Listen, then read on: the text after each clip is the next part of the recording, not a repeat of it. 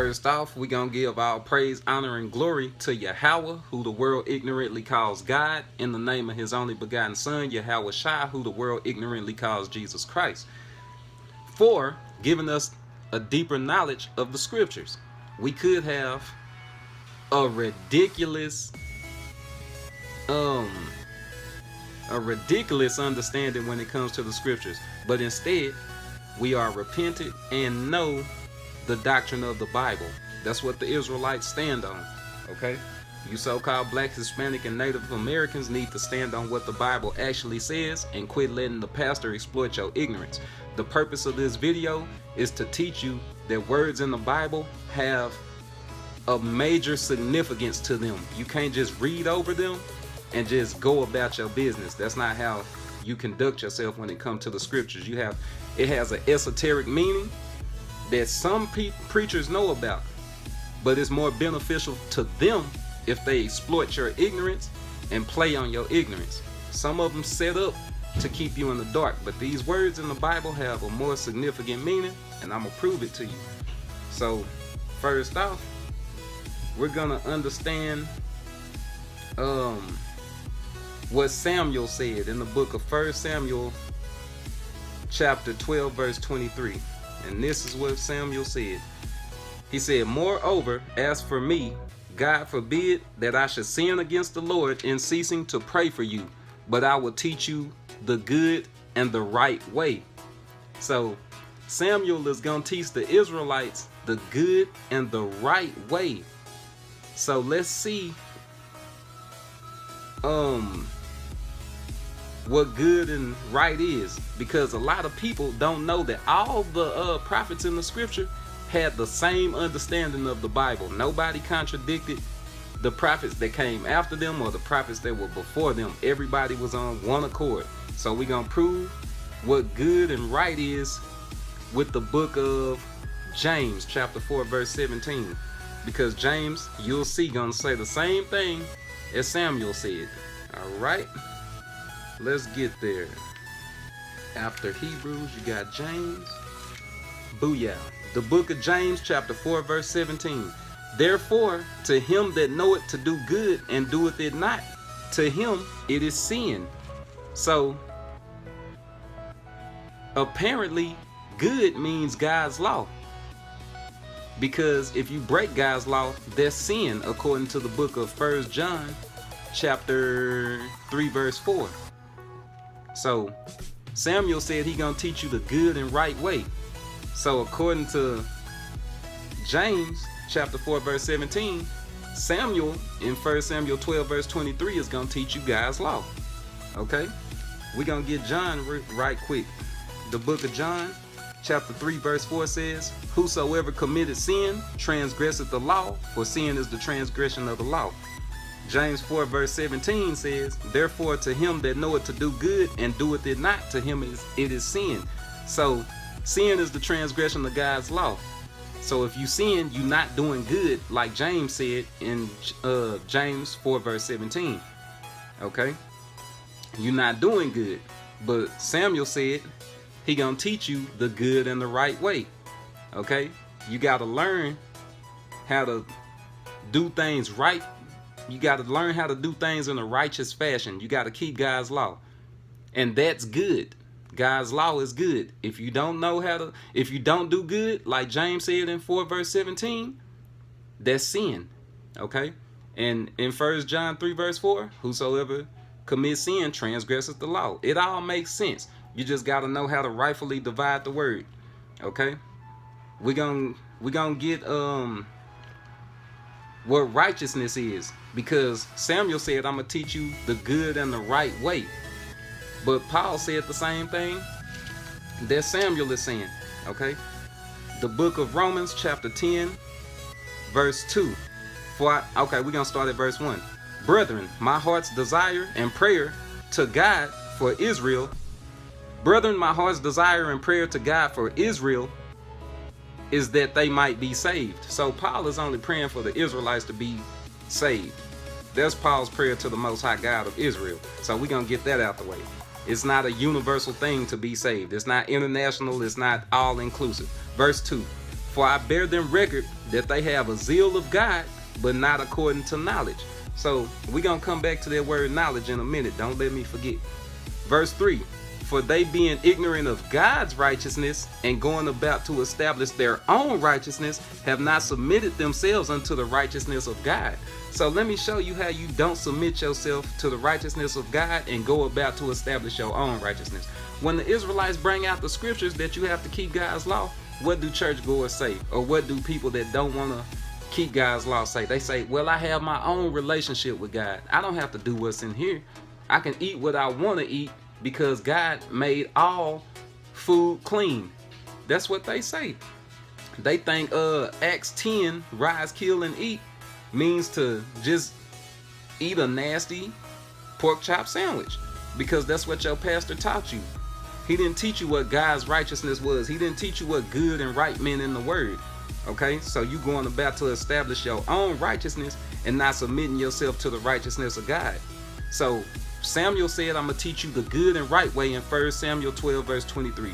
Then Paul backdoored him and said in Romans 10 verse 3, you got to submit yourself to God's righteousness. So because the root word of righteousness is right. So let's go back to what Moses said in Deuteronomy chapter 6, because Moses, Paul, and Samuel are gonna say the same thing. They didn't contradict each other. Okay, let's see where we at.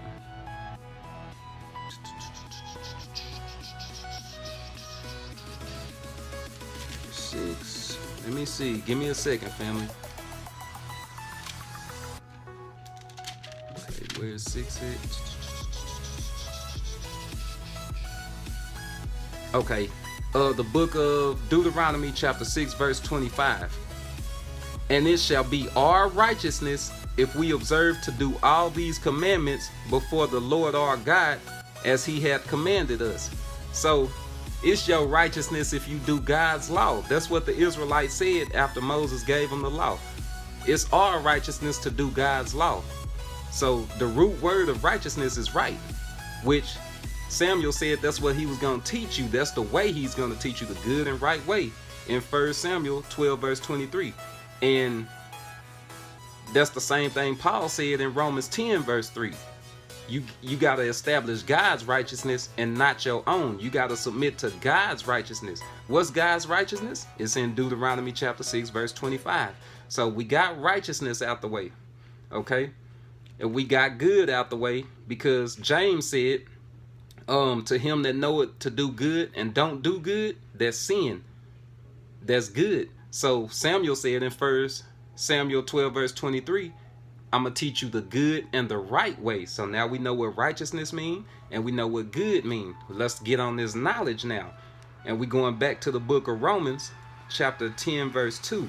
So this might confuse you if you're not used to this, because that's what the scripture is. You have to, go precept upon precept, line upon line. That means go all over the Bible to get your understanding, because all of the Bible is going to say the same thing and you have to prove it. Okay, so let's go to the book of Romans chapter 10 verse 2. For I bear them record that they have a zeal of God, but not according to knowledge. So the root word of knowledge is know. So let's get into this word know or knowledge. We're going to go to the Old Testament, to the book of Malachi. We're going to go to Malachi chapter 2 verse 7. And that says, for the priest's lips should keep knowledge, and they should seek the law at his mouth, for he is the messenger of the Lord of hosts. So the priest, his mouth should keep knowledge. He only supposed to talk about God's law. So the word knowledge is in Romans chapter 10 verse 2. And it says again, for I bear them record that they have a zeal of God, but not according to knowledge. That means you want to know God. You just don't want to perform the knowledge that he gave you. What is that? That's God's law. Okay. And Malachi 2 verse 7 says, for the priest's lips should keep knowledge, and they should seek the law at his mouth. So you see in Malachi how knowledge and God's law is synonymous. It's interchangeable. It's the same thing. It's hand in hand. You can't have one without the other when it comes to the Bible. So Romans 10 and 2 links up with Malachi 2 verse 7. And we're going to get that in Jeremiah. Okay, Jeremiah chapter 4. Because our people have to understand, you can't have wisdom, knowledge, and understanding without keeping God's law when it comes to the Bible. Because you have a lot of people that just throw that word around and don't even know the biblical significance of it. This is the book of Jeremiah chapter 4 verse 22. For my people is foolish, they have not known me. So the root word of knowledge is know and known. How do you know the Most High God? You keep his law. So we're going to prove that with the book of 1 John, because Jeremiah 4 verse 22 starts off saying, my people are foolish, they have not known me. So we're going to go to the book of 1 John, and we're going to get, how do you know the Most High God? The book of 1 John chapter 2 verse 3 says, and hereby we do know that we know him if we keep his commandments. Verse 4, he that saith I know him and keepeth not his commandments is a liar, and the truth is not in him. So even truth go back to God's law. The book of Psalm chapter 119 verse 142, that's the truth. Okay, it's God's law. So if you say you know God and you don't keep his laws according to the New Testament, you a liar. Okay, and the truth not in you. Verse 3, and hereby we do know that we know him if we keep his commandments. So that links up with Jeremiah 4 verse 2, the intro. For my people is foolish, they have not known me. They are sottish children. Sottish means stupid. Okay, and they have none understanding. They are wise to do evil, but to do good they have no knowledge. So Jeremiah 4 verse 2 links up with Malachi 2 verse 7, which links up with Romans 10 verse 2. Is really simple mathematics when it comes to the scriptures. You just have to know how to rightfully divide the word, like I said. Okay, so we're gonna get that word understanding, because we harped on right, good, knowledge. Now let's jump on understanding, because Jeremiah 4 verse 22 says, for my people is foolish, they have not known me, they are sottish children, and they have none understanding. So let's go to understanding. It's right back in Deuteronomy again. Okay, because Moses didn't say nothing different from Samuel, from Jeremiah, from James, and from John. They all said the same thing, but your pastor won't tell you this esoteric meaning. Okay, we're getting on understanding. Okay, and even wisdom. This is the book of Deuteronomy chapter 4 verse 5. Behold, I have taught you statutes and judgments, even as the Lord my God commanded me. So Moses telling the Israelites, you so-called Black, Hispanic, and Native Americans, that God told him to teach you God's law. Okay, that ye should do so in the land whether you go to possess it. So they was going to be an autonomous nation. They were going to do for themselves. They was going to be self-sufficient, but they had to do it according to God's laws. Verse 6, keep therefore and do them, for this is your wisdom and your wisdom and your understanding in the sight of the nations, which shall hear all these statutes and say, surely this great nation is a wise and understanding people. Okay, so that's what Jeremiah 4 verse 22 meant. Your wisdom and understanding is God's law, according to Deuteronomy chapter 4 verse 6. It's simple mathematics. Okay, it's simple mathematics. So now we know what wisdom and understanding is. We know what right and good is. We know what knowledge is. Okay, now we're gonna continue to harp on understanding, because it's 1 + 1. It's simple mathematics. Okay, we're gonna go to the book of Job. We're gonna go to the book of Job chapter 28 verse 28. It's all simple mathematics. Your pastor just won't teach this to you because it's a bit confusing at first, but if you study videos like this, you'll understand it. Okay, we're gonna go to the book of Job chapter 28 verse 28, because we on wisdom and understanding right now. So let's go to it. This little bitty Bible is not my sword, it's my wife's sword. You can tell because it's purple. Okay, Job chapter 28 verse 28. And unto man he said, behold, the fear of the Lord, that is wisdom, and to depart from evil is understanding. So if you keeping God's law, you departed from evil. Okay, if you fear the Lord, that's wisdom. Okay, and that even links up with Proverbs 8 verse 13. We're gonna read that. The book of Proverbs chapter 8 verse 13 says, the fear of the Lord is to hate evil, pride and arrogancy and the evil way, and the forward mouth do I hate. So you supposed to hate people that even talk crazy about God's law. You supposed to hate those people, and you supposed to hate evil and the evil way. That's how you fear the Lord. You don't fear even fear got a significance. It don't just mean, oh man, oh God is gonna just crush me. He gonna crush you for not hating evil. That's the fear of the Lord. Okay, that's what wisdom and understanding is. It's to hate evil, according to Job verse 28 Job chapter 28 verse 28 means to depart from evil. Excuse me, family. It's a lot to explain, but I want you to take it all in. So you see how Malachi chapter 2 verse 7 links up with Romans chapter 10 verse 2. 1 Samuel 12 verse 23 links up with James chapter 4 verse 17.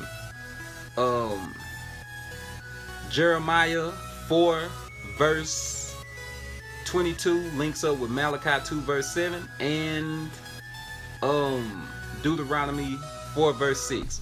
It's all wisdom, knowledge, understanding, right and good. And I hope you understand this.